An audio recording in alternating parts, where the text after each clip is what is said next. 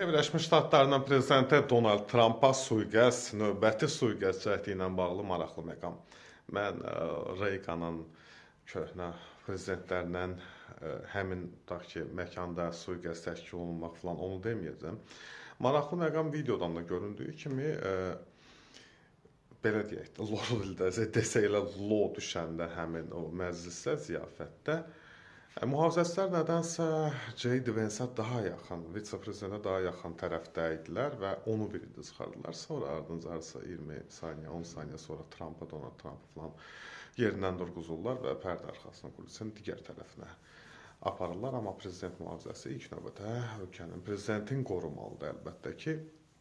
Hər halda bu bizi elə də maraqlandırmaz, nə mənada sağ-salamatdır filan da, çünki bundan bağlı, sui-qəsd cəhdindən bağlı digər versiyalar da var ki, quranmadır filan da, indi o demokratlar deyir də, Bidenin o köhnə prezident partiyadaşları da belə deyim də, ondan həmfikir olanlar, Obama gil olsun, nə olsun. Yəni o klan deyirlər ki, bu quranmadır, o bir dəfə də yadınızdasa keçən il snayperlə vurmuşdular, boğazına dəymişdi. İraq mənim boğazımdan. Onda da dedilər ki, quranmadı, snayper vursa elə başından vurardı da.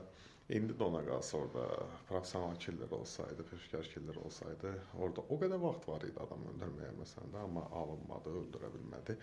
Hər halda bu gündəm dəyişmək aktuallığı öz üzərinə qabartmaq və Trumpın növbəti dəfə belə deyim də, dünyanın diqqət mərkəzində olmasına gətirib çıxardı.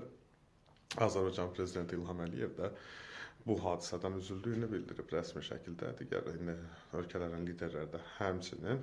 Amma burada başqa məsələ J.D. Vance-in PR-ının aparılmağı məsələsi var. Mən ona həmişə deyirdim ki, yəni 21-ci əsrin, yəni 2000-ci ildən bu yana ilk rübündə 25 illiyində heç bir Amerika vitse-prezidenti bu qədər önəmli söz sahibi olmayıb, belə deyim də. İndi Amerikada o vaxtlar hansı xüsusi nümayəndəni kim tanıyırdı, belə deyim də, və yaxud da vitse-prezidenti, Biden özü nə vaxtsa vitse-prezident olub, amma onu hər adam bilmir.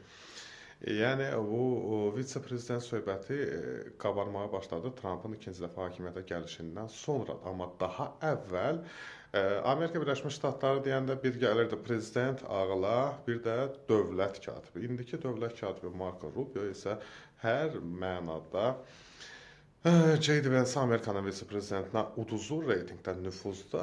Hətta deyərdim Rubiodan çox Trumpın xüsusi nümayəndələri Steve Witkoff və onun kürəkəni Jared Kushnerin nüfuzu daha çoxdur. Nə fikirləşirlər, nə planlayırlar, bilmirəm.